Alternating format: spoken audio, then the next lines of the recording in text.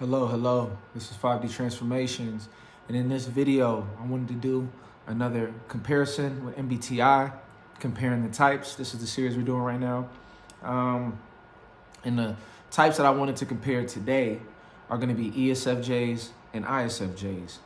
Two amazing types, So let's first begin with their similarities. So, of course, when we look at both types, the ESFJ and the ISFJ, one thing that you'll notice is that both types, have an aspect to them that is family oriented, group oriented. They really value the people that are close to them.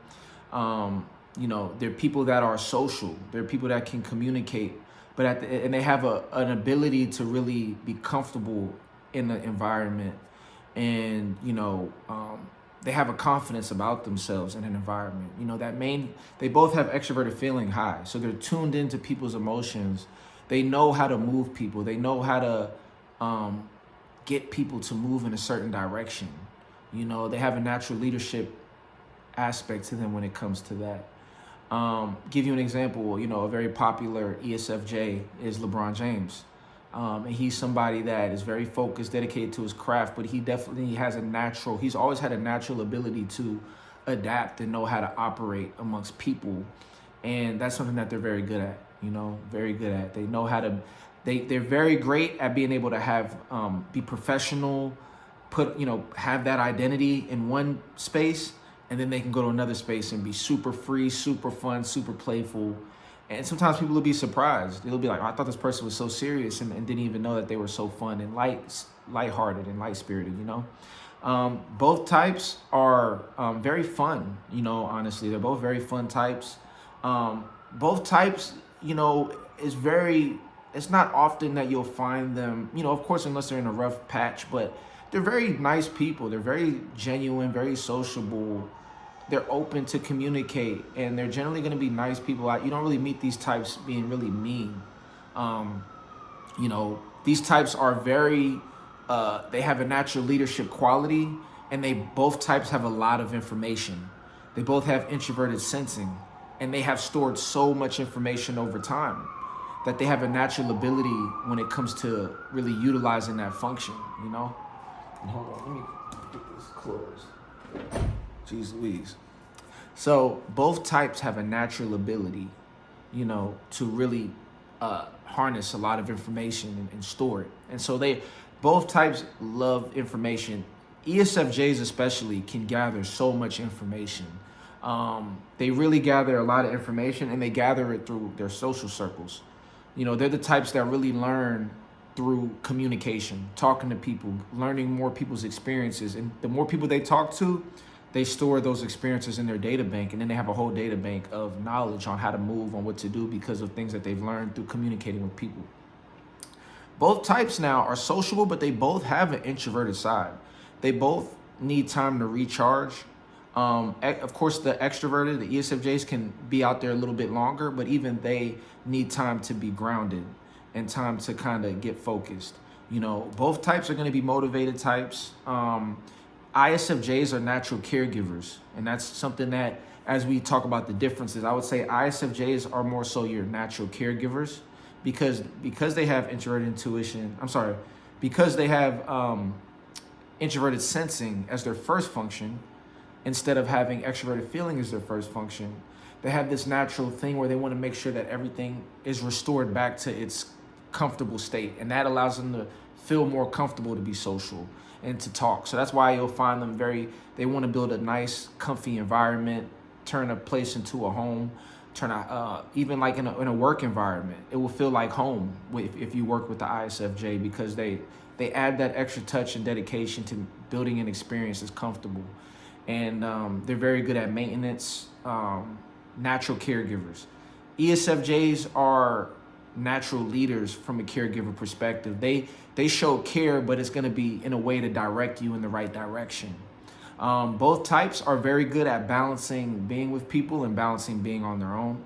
ESFJs and ISFJs both are also underrated thinkers. They have introverted thinking in their top 4 stacks, and especially ISFJs, they can really get in the zone where they're very good at knocking out things moment to moment, doing tasks and getting them done, taking care of things. They have a natural drive to accomplish, to get things done, no matter how big or how small, their work may be.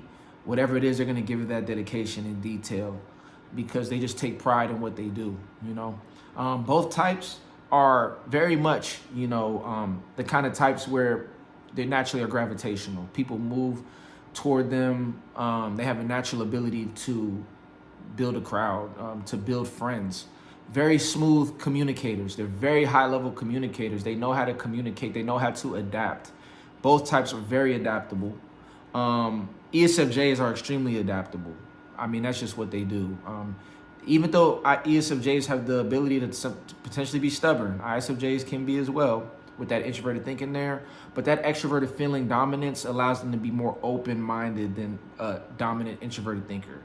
Because if they respect the person's prestige or respect the way the person carries themselves, they will give that person the room to share their perspective. Both types are, information is huge. They love information. And I'd say the ESFJs even more than the ISFJs, but the ISFJs are very much, the ISFJs are the type of people where, they pay keen attention to their environment. They notice everything. They may not speak the most, but they're very aware of everything that's going on. And they have this keenness to the environment that's very impressive. It's just a natural thing that they have. And then finally, when we talk about some differences, I would just say, your ISFJs versus ESFJs a lot more time can take up the room. Sometimes they can really assert themselves in the environment for the good or for the bad, whereas ISFJs will be more so, they'll take a back seat. ESFJs also, both types can be considered sensitive. They can take things personally sometimes that weren't meant to be taken personally. They can overthink sometimes about things. That's something that both types share. And then, for ISFJs, when we think of different ISFJ types, I gotta look up some celebrity matches. I can't think of any ISFJs off the top of my head, but ISFJs are really dope people, you know what I mean? And they're really the type of people who they're great friends, great mothers, father, like they're great parents. And both types fulfill a role. They know how to play a role. Like an ESFJ is going to be a father, like a man's man, or a woman, or ISFJ might be a woman's woman. They really embody the archetype of father or mother or whatever profession they have. They embody that profession. They live their work. And that's something you'll notice with both types as well. They're very tied to their work. That's just a part of what they do, and they're about their business, period. They're fun, they're playful. There's such a good balance of being about their business and being able to relax and have a good time. So that's my video comparing the types. I'll probably do another one later, but make sure to like and subscribe if you're enjoying the series. Leave a comment, show some love. MBTI, man. Got more videos on the way, and we'll talk soon.